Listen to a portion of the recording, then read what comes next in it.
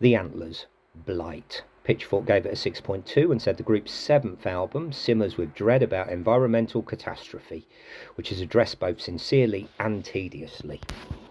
Sort of agree with that. Yeah, laid back piano and a man with a whispering voice starts it off. It's all right, but it's going to be a long 45 minutes if it's all like this. Bit of drums and bass help, and the overall feel is a sort of grown-up lullaby, really. Pleasant enough in a Lambchop way, but he hasn't got Kurt's voice.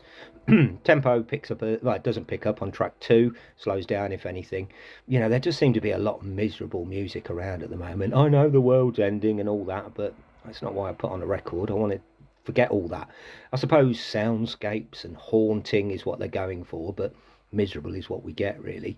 Carnage has a nice start, and that reminds me of Sir John Stevens' Impossible Soul at the beginning, but it's music in no rush.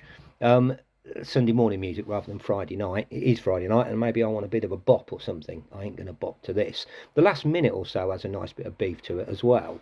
You know, there is hope, and it's a sound that when it takes off, it sounds really good, but things soon settle back to first gear. He has a nice voice, quite soulful and indie at the same time. A little bit of the Anthony and the Johnsons and Tom York about it, but I don't think the music's as good as either of those two bands. It might be just what Pitchfork is throwing at me, but everything seems so gloomy. Perhaps they're getting old, as am I, but I want to grow old disgracefully, not in a mood.